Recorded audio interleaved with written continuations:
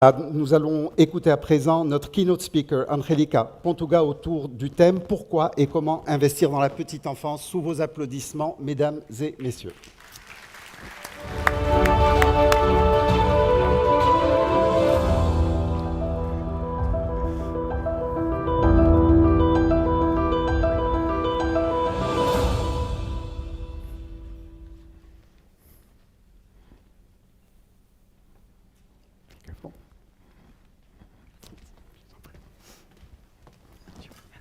Thank you very much. Merci.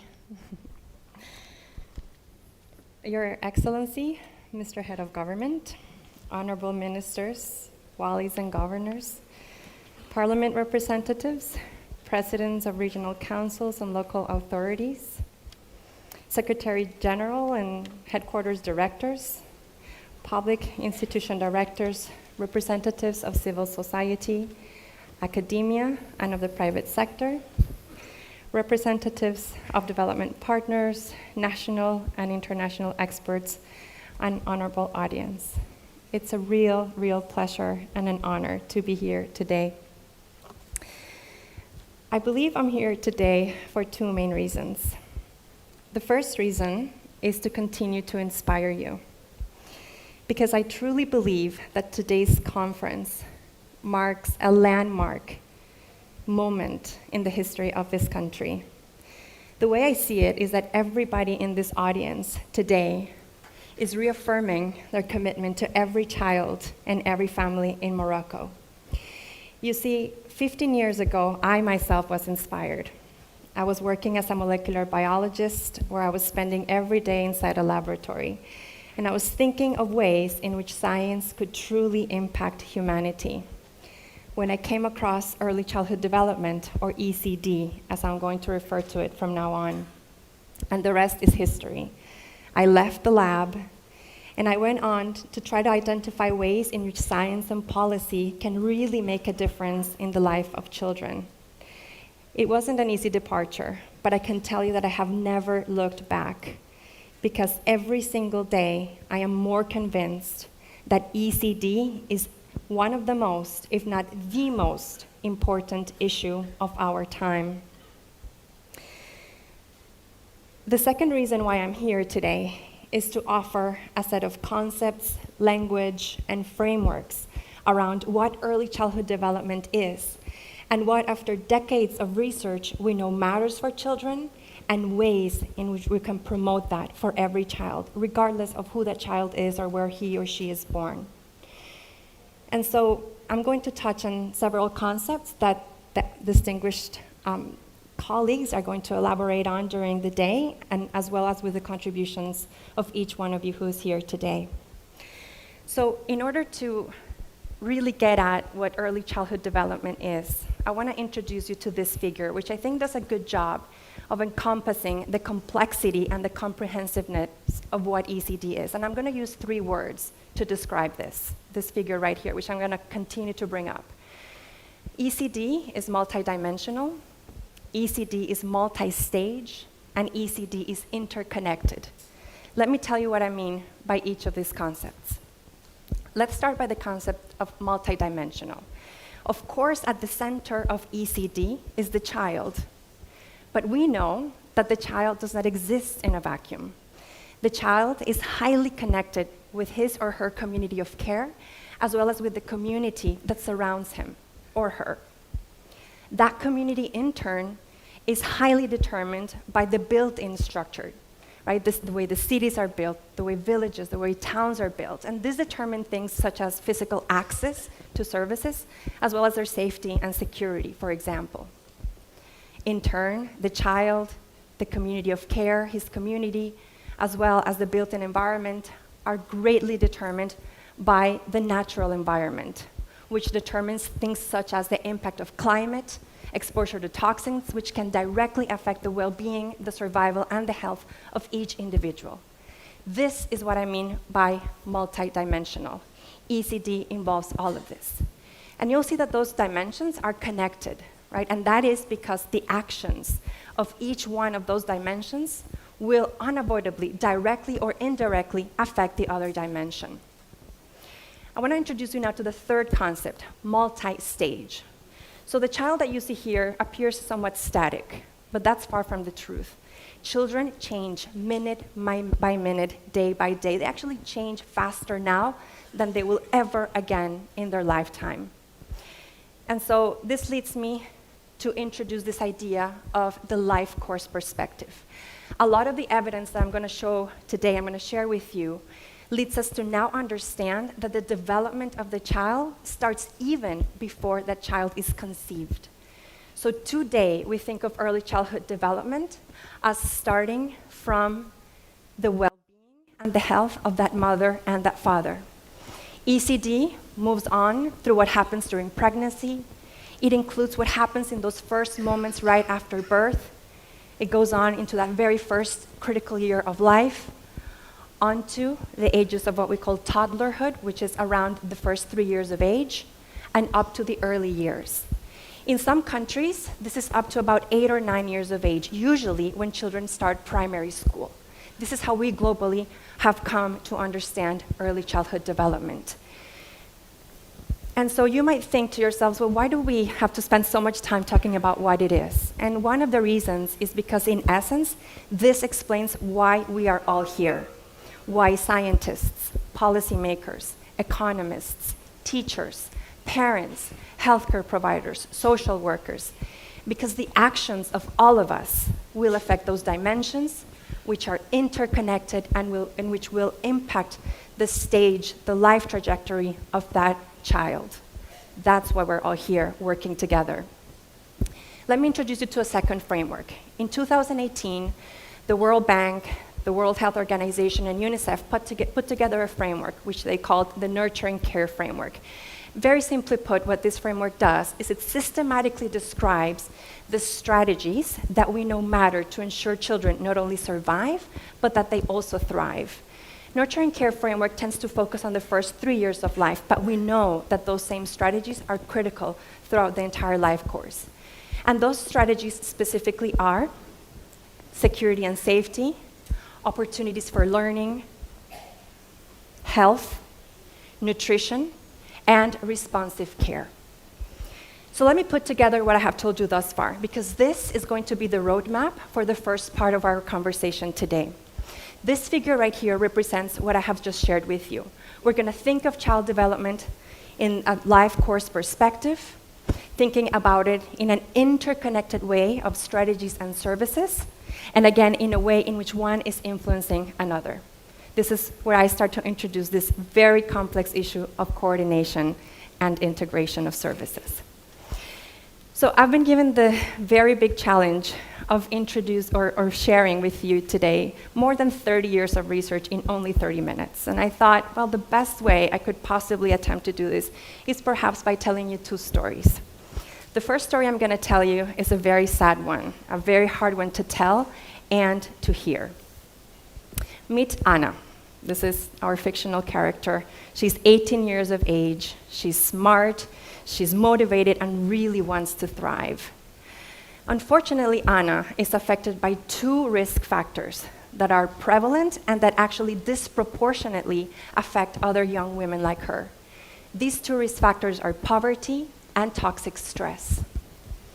Because Anna is poor, she is more likely to have difficulty in accessing things such as mental health services, preventative healthcare services, education, and other services such as protection.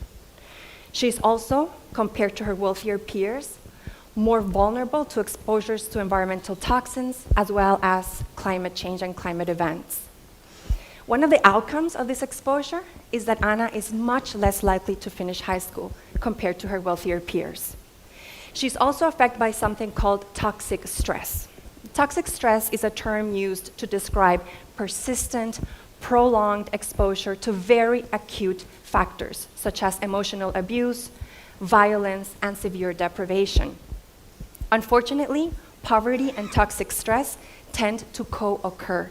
They tend to happen together. One of the possible outcomes of this is that Anna is more likely to suffer depression.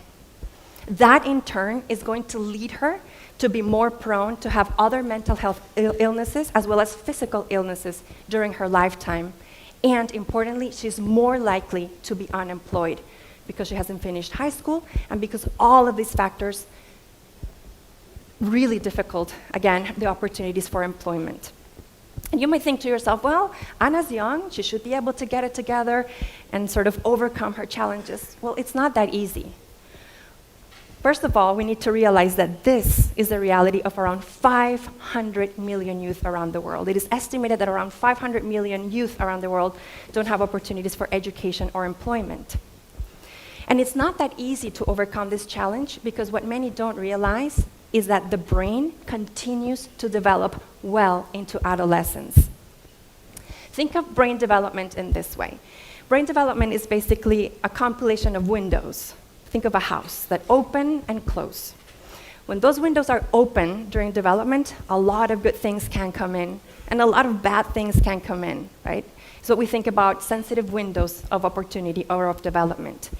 Those windows, as I'm going to describe soon, are wide open during early childhood. They tend to close and open with less frequency later on in life. Guess what? Those opens tend to reopen in adolescence. The adolescent brain is also malleable. And one of the windows that opens is one responsible for the development of what we call executive functions. And do you know what executive functions do? They're the ones that control our ability to exert self-control, to inhibit our impulses, to multitask, and to avoid engaging in risky behaviors, which partially explain why adolescents are so prone to engaging in risky behaviors. So Anna is faced with all of these stressors as her brain is still developing. This is a big risk to her. This, in part, leads her to become pregnant, an unplanned pregnancy. She doesn't have a partner with her, but yet she moves on with her pregnancy, of course. Unfortunately, Anna, during her pregnancy, has no access to preventative health care. As a matter of fact, we know today that only 62% of women around the world receive the recommended amount or number of prenatal visits. This is already putting her unborn child at risk because that child now is more likely to be born preterm, and if there's any future complications, they remain undetected.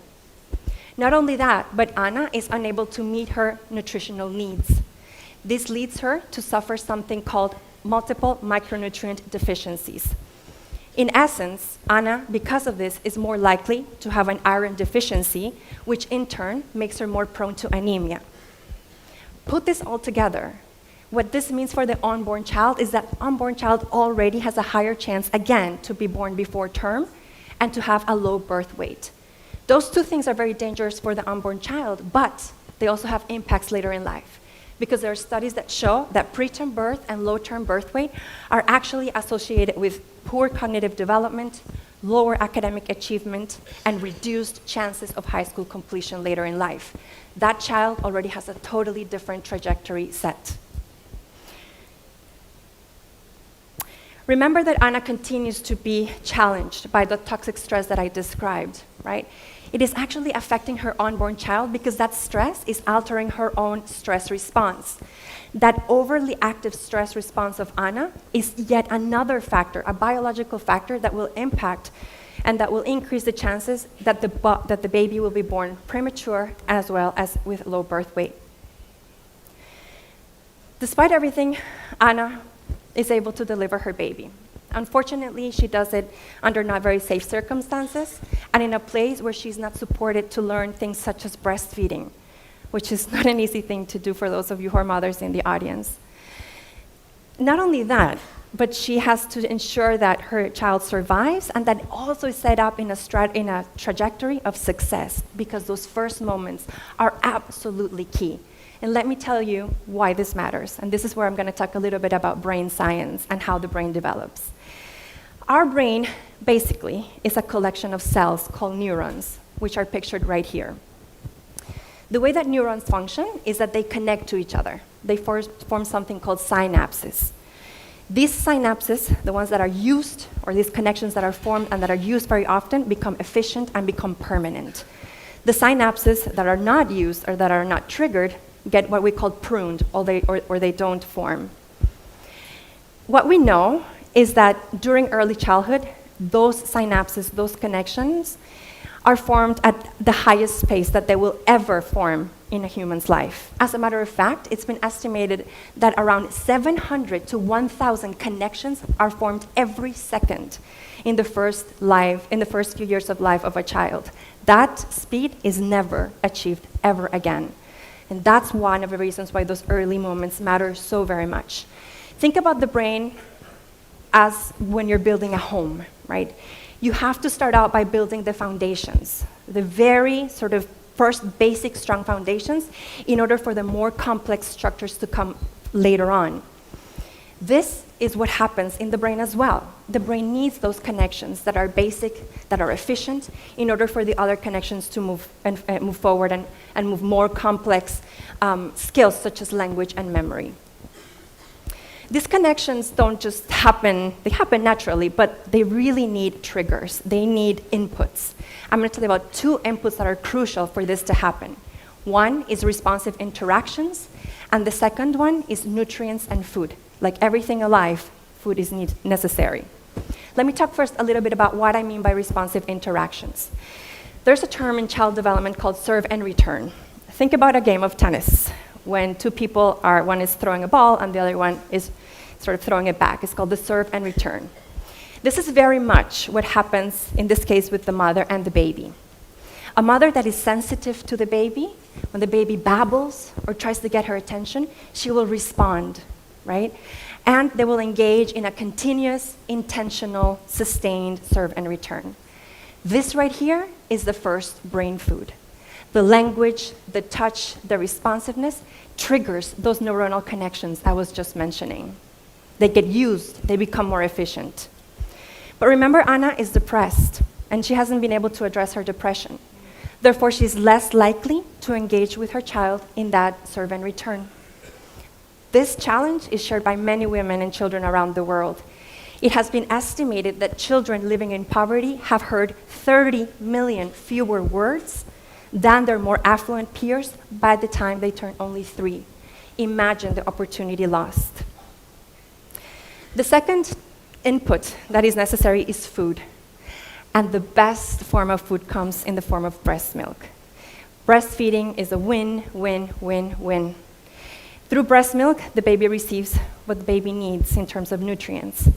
The antibodies for fighting disease can be transferred through breast milk. This is an early form of immunization before the child receives all the vaccines. It is also an opportunity to engage in that serve and return and to stimulate that baby through language and touch. And it is also one of the first moments where they experience secure attachment. And we now know that secure attachment is crucial for cognitive and social emotional development as well later in life. Again, mothers who are depressed or who haven't been supported in these early days have less likelihood to successfully breastfeed. This challenge is shared by a lot of women around the world. We actually know that only 40% of infants under 6 months are exclusively breastfed globally. Again, imagine the opportunity lost. Despite everything, the baby makes it to the first. So this child is still also exposed to a lot of the toxic stress that his mother was exposed to. And stress in early childhood has detrimental impacts. Let me tell you 2 ways in which that stress can really affect the child. One way is by altering his hormonal response. Think about yourselves. When you are threatened, or when you have fear, you are programmed to release 2 hormones, adrenaline and cortisol.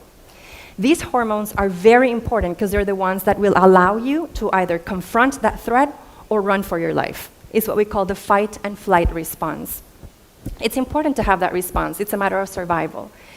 But what happens when that stress is overly active, it can actually become damaging.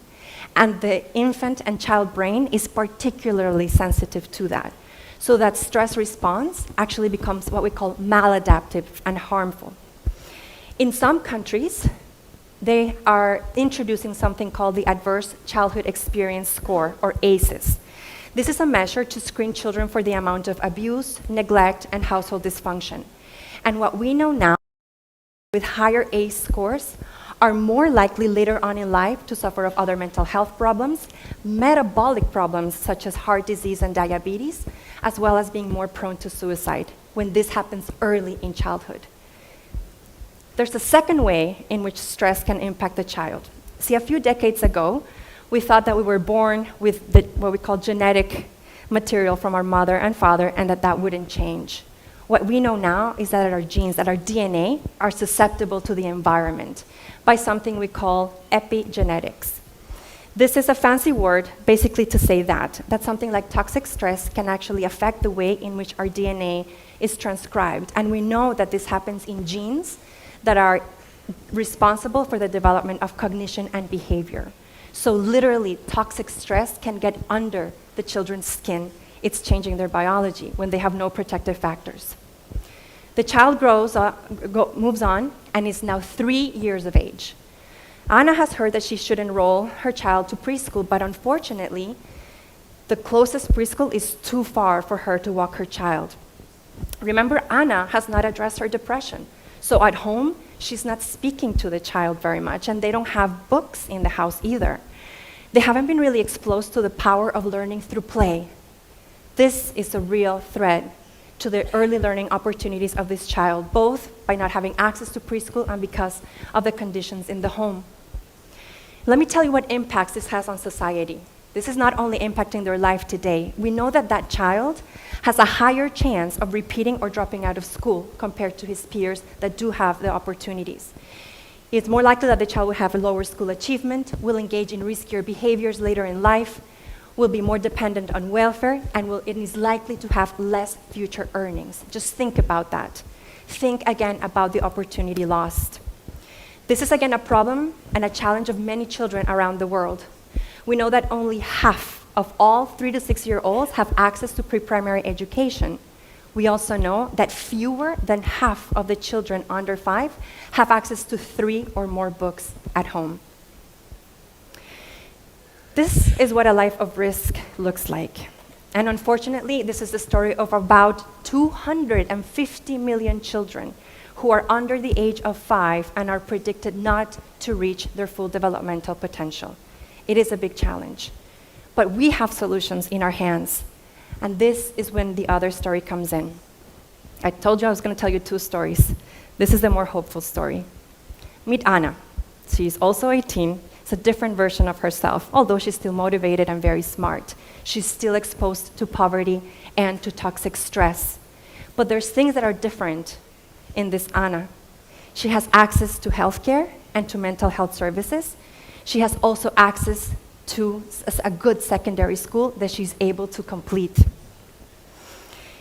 She's then also able to access social protection services that allow her to at least an extent be protected from toxic stress.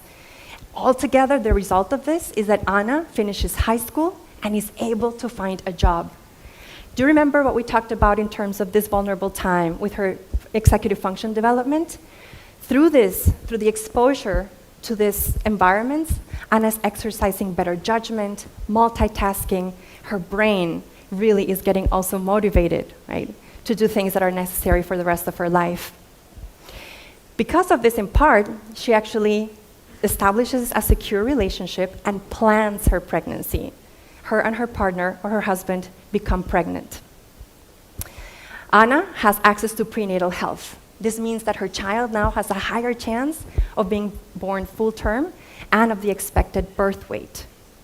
She also has access to something called multiple micronutrient supplementation. This is a fancy word to describe a course where you're able to take in things such as iron and folic acid. Iron is going to ensure that Anna doesn't have anemia, and folic acid that the neural tube development of her child is adequate. This child already has a better chance of being born full term and having positive outcomes later in life by her access to these services. Again, these stressors don't just go away, right? But Anna now has a secure relationship, she has a job, she has a community of care that is allowing her to protect and to buffer herself and her unborn baby from some of these extreme adversities. Anna has given birth now, and she does it in a clinic that is safe and where she gets support to establish those first moments, secure and a relationship with her child through breastfeeding. So her breastfeeding sort of trajectory is set out to be successful, and her husband, who have continued to address Anna's depression, are engaging in this serve and return in the home. Just think about the brain development that is happening here, the amount of connections through breastfeeding, through interaction, through nutrition. It's a very different outcome, right, from the one that we were discussing earlier on. The children goes on and moves on to his first year of life. They continue to have access to healthcare. This means that the child is immunized. It means that the child is able to monitor his growth to be sure that he's not stunted. There's an opportunity to detect early any learning disabilities that are more likely to be sort of set on track early on than later on. And of course, diseases are prevented and treated. Again, a very different outcome for this child. The child then now has turned 3 years of age, and Anna and her partner found a preschool that is near to them at no cost and that they can access. It's a quality preschool. And not only that, but in the home, the family is continuing to engage in this serve and return. They have books in the home, and they have learned about the power of play. Together with what's happening in the preschool and in the home, this child has a totally different trajectory. The parents are also engaging in the preschool, which offers workshops on things such as positive discipline, which gives the parents the tool to learn how to better handle the behavioral challenges that come with toddlerhood. This is important not only because this child is going to be more ready to learn in primary school than the other child we saw, but also because these are critical times for the social emotional development of this child. One of the skills that truly takes off in the early years is the ability to socialize with others, and that happens through the interaction with adults. It also happens in the interactions with peers. So the school is providing this really important mechanism for social emotional development. And then the child moves on. This leads me then to sort of move on to the second part of this talk, where I will end. What does the second country have that this first country did not? Very simply put, it has an effective early childhood development system that is of quality, that it is equitable, and that it is accessible to every child. And I want to take a very quick pause to tell you that I've been talking about the biological mother and biological father, but we know that caregivers come in all types of different forms and ways. As a matter of fact, just 2 days ago, our group released a systematic review of the literature to understand and characterize the impact of grandparental care on young children and in youth. What we found is that there's a lot of attention that needs to be paid to alternative forms of caregiving, such as grandparental care, which is very, very prevalent in today's world. So let me tell you about systems. What does that system look like, and how can we get there? Of course, I cannot tell you everything that you need to know, but I will introduce these topics, which are going to get sort of elaborated on during the day. I think of an effective ECD system as a Greek temple. And as any other structure, it also needs foundations. It needs pillars to sustain and to elevate what we ultimately want to elevate, which in this case is child and human development. So I'm going to go through what these levels are. The first level is an enabling environment. And there's a lot of things that come into what in a country an enabling environment is. This right here is a good example, right? Is the commitment of a government and the political will to make change. The endorsements of human and child rights is a really important factor of enabling environment, to be sure that everything that we decide is anchored in the fundamental principles of the right of every child. Signing on to international frameworks of development is also another factor that can bring in more funding and options for implementation of services. The other factor in an enabling environment are the national, subnational, and local policies, the way in which they're framed, how coherent they are, and how continuous they are in ensuring that at every point in the development of that child, he or she needs the opportunities that he or she needs. And so we have studied systems in over 15 countries now, and there's a lot of findings from that work, but I want to bring one up. And it's that consistently we find one of the hardest things to do is to generate those policies and those governance sort of mechanisms that truly lead to coordination. There are good examples out there, and one of the better examples that we have seen in our research comes from the country of Colombia, where they have framed a policy that is truly anchored in the principles of holistic development and that provides coordinating mechanisms all the way from the national to the local level. So there are systems and exemplaries out there. The second factor is governance and finance. Governance, in a nutshell, is the assignment of roles and responsibilities to different stakeholders, and finance, of course, is the amount of resources that are needed for programs and services to be implemented. Again, we have studied this in over 10 countries in a study on governance and finance, and we continue to see one phenomena in every place that we go, which I want to talk about today very quickly. Usually the biggest bottleneck happens in the what we call subnational and local levels of governance. Part of our message has been to work on the institutional capacity, the accountability, and the autonomy that is given to local and subnational governments to really inform what is happening and to be sure that they can implement the policies that the country puts together. So we cannot underestimate the importance of subnational governance. Let's move on to the first pillar, what I'm going to call standards and curriculum. Standards usually refer to standards of care in healthcare settings or social protection settings. Curriculum, we think when we talk about preschool or education. And I want to use this word carefully because the word standard suggests that it has to be exactly the same for every child. But that could not be farther from the truth. Actually, the best standards are those that are directive enough, but that allow for the adaptation to be sure that what is happening really addresses what every child is, because every child is different.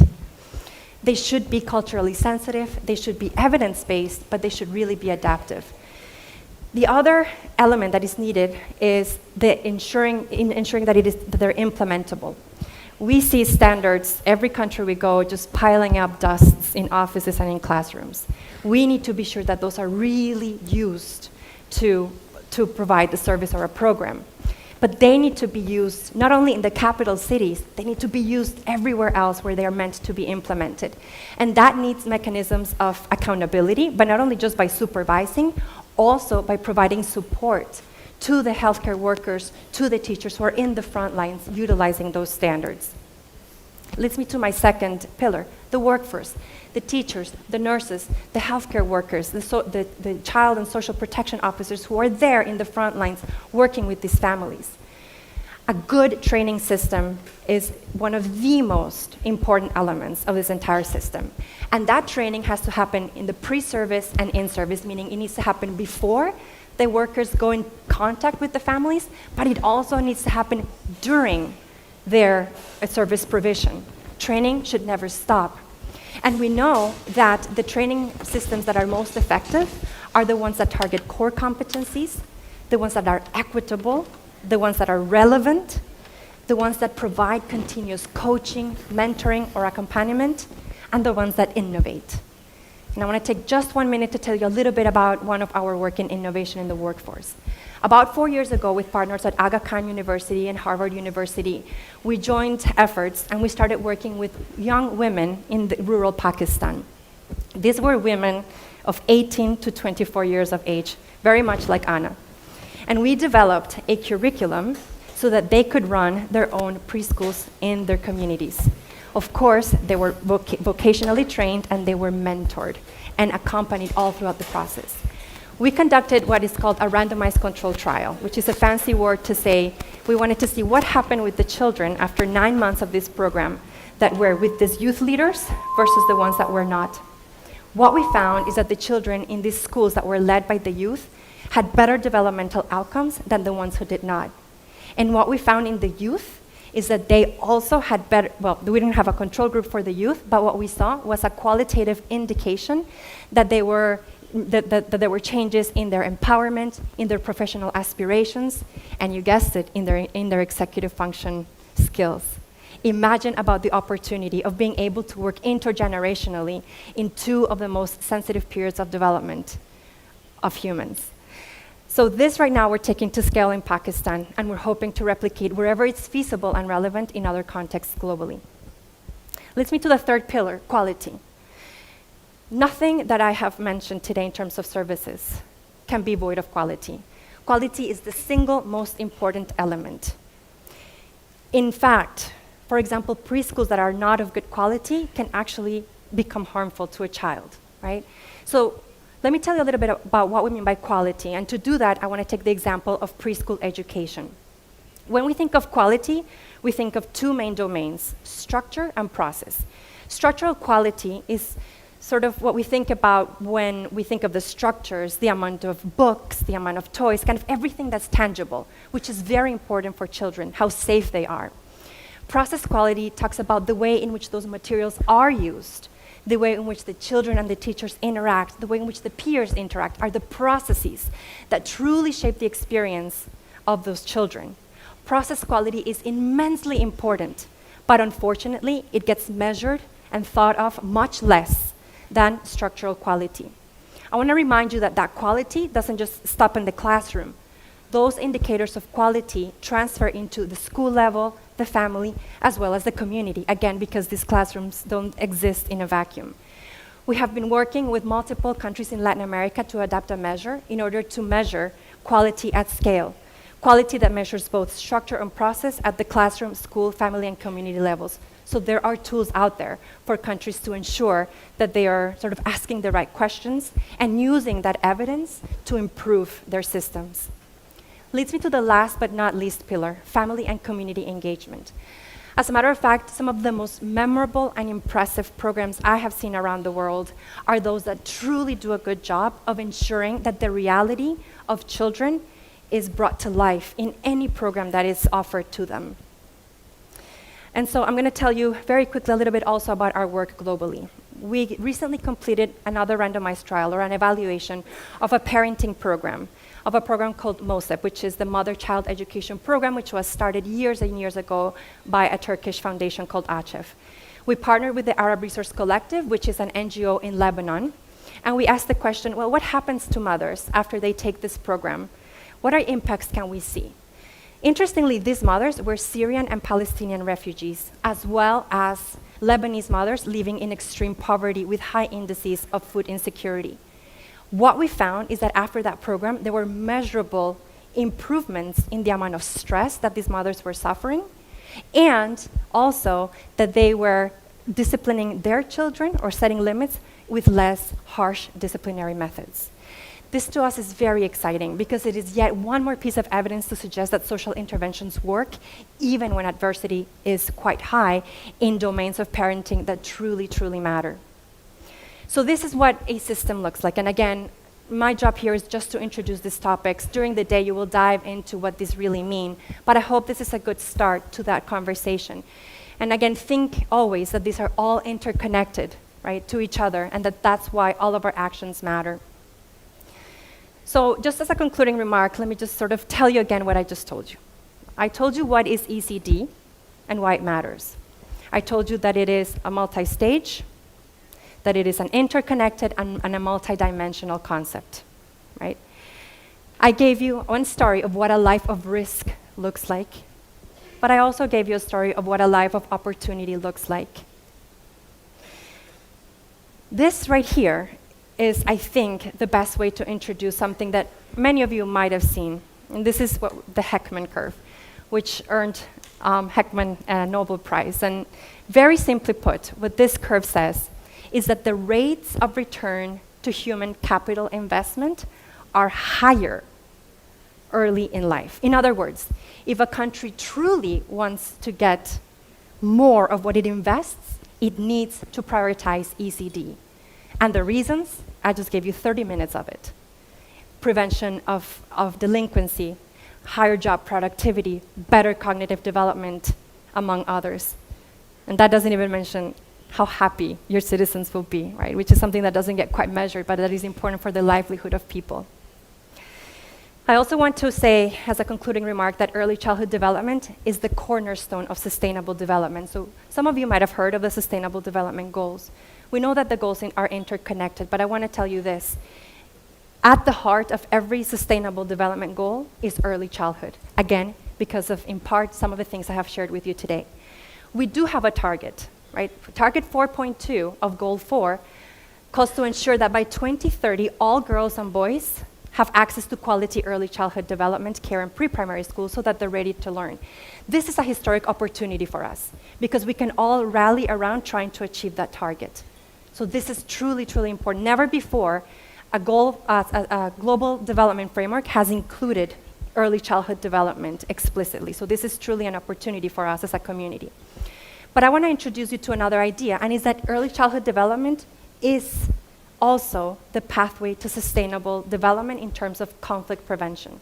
Goal number 16, which is the goal that calls for peace, justice, and strong institution, is one that we don't talk about often in the ECD field. But we at Yale are part of a larger movement called the Early Childhood Peace Building Consortium. And what we're trying to do is to generate evidence, release and share that evidence to remind the global community that peace, social transformation, and violence prevention, peace building begins in the early years. I would like to invite you to joining that movement. It is one that we hope continues to grow as we again think of ECD as the cornerstone to peace and development. So this is where my talk ends, and I want to leave you with first a very, very big word of appreciation. It's been a dream of mine to come to Morocco all of my life. It really has, and I just wish I had more time. Thank you. Thank you. But before I leave, I do want to explain what that picture is. It's important. My husband and I took this picture 2 weeks ago. This is our 2-year-old and our 5-year-old holding hands. They're about to walk through their door to start their preschool and their kindergarten year for the first time. This right here is the joy that I wish upon every child in Morocco, every family in Morocco and around the world. Thank you.